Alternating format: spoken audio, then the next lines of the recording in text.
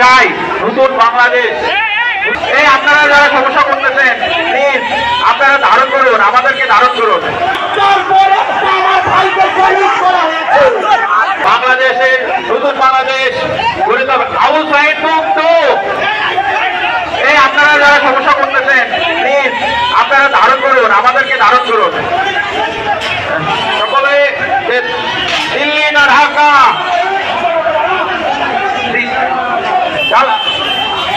ধন্যবাদ সকলকে।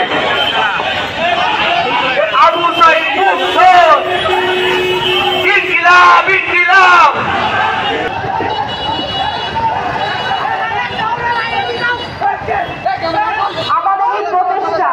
আমাদের ফ্যাসিস্টের বিচারের প্রচেষ্টা বা সংস্কারের প্রচেষ্টা যদি কেউ ব্যর্থ করতে চায় তাদেরকে আমরা বলতে চাই যে ওয়ালটন আবারও মিলিয়নিয়ার অফারে ওয়ালটন ফ্রিজ কিনে আপনিও হয়ে যেতে পারেন মিলিয়নিয়ার। এই বগুড়া জেলায় একটার পর একটা আমার ভাইকে শহীদ করা হয়েছে। এই বগুড়া জেলায় একজনের পর একজন আমার ভাই বোনের থেকে রক্ত ঝরানো হয়েছে। বিগত 16 বছরে যেই জেলার নাম শুনলে উন্নয়ন বাজেট বিভিন্ন জায়গায় প্রমোশন থেকে শুরু করে অগ্রগতিতে নাম কেটে দেওয়া হয়েছে, সেটি হচ্ছে এই বগুড়া জেলা। এই অভ্যুত্থান পরবর্তী শত শত ত্যাগের বিনিময়ে আজকে আমরা বগুড়া জেলায় দাঁড়িয়েছি যেই দাবিটি নিয়ে, সেটি হচ্ছে ওই খুনি ফ্যাসিস্ট হাসিনা এবং তার যে দল আওয়ামী লীগ, যেই দলের নেতৃত্বে আওয়ামী লীগ এবং হাসিনা তার আওয়ামী লীগ, যুবলীগ, ছাত্রলীগের সকল সন্ত্রাসীকে একসাথে নিয়ে বাংলাদেশে এমন একটি গণহত্যা হয়েছে। আমরা তাদের সকল রাজনৈতিক কর্মকাণ্ড নিষিদ্ধের দাবিতে আজকে এই রণক্ষেত্র বগুড়ার মাটিতে দাঁড়িয়েছি। আমরা স্পষ্ট করে একটি কথা বলতে চাই, এই আওয়ামী লীগ শুধুমাত্র 2009-এ পিলখানা হত্যাকাণ্ড ঘটায়নি। এই আওয়ামী লীগ শুধুমাত্র 13 সালে শাপলা চত্বরে হেফাজতের ওই মাহফিলে শত শত ভাই বোনকে হত্যা করেনি। এই আওয়ামী লীগ শুধুমাত্র এই 24 জুলাইয়ে হাজারের অধিক আমাদের ভাই বোনকে খুন করেনি, বরং এই আওয়ামী লীগ নির্বিচারে নামে বেনামে অসংখ্য মানুষকে গুম করেছে, খুন করেছে, হত্যা করেছে। আমরা আমাদের জায়গা থেকে স্পষ্ট করে বলি, এই খুনি হাসিনা এবং তার এই প্ল্যাটফর্ম, সন্ত্রাসী প্ল্যাটফর্ম আওয়ামী লীগ এই বাংলাদেশে কোন রাজনৈতিক কার্যক্রম করতে পারে না।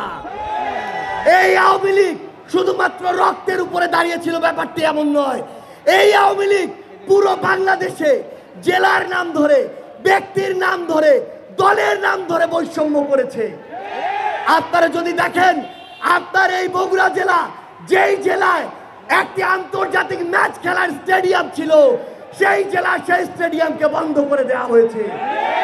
আপনারা যদি দেখেন, আপনাদের এই বগুড়া জেলায় একটি হাসপাতাল ছিল, যেটি দেশের প্রথম সারির একটি হসপিটাল হতে পারত, সেই হসপিটালটিকে দেশের 4র্থ সারির হাসপাতাল বানানো হয়েছে। এই হসপিটালে উন্নত যন্ত্রপাতি তো দেওয়ার কথা, বরং এখান থেকে ফিরিয়ে নিয়ে যাওয়া হয়েছে। আপনার এই বগুড়া পুরো উত্তরবঙ্গের শুধু প্রবেশদ্বার নয়, বরং এই বগুড়া উত্তরবঙ্গের 3টি গুরুত্বপূর্ণ শহরের মধ্যে একটি। এই বগুড়ায় একটি বিমানবন্দর জনগণের জন্য হতে পারত, সেটিকে তারা কুক্ষিগত করে রেখেছে।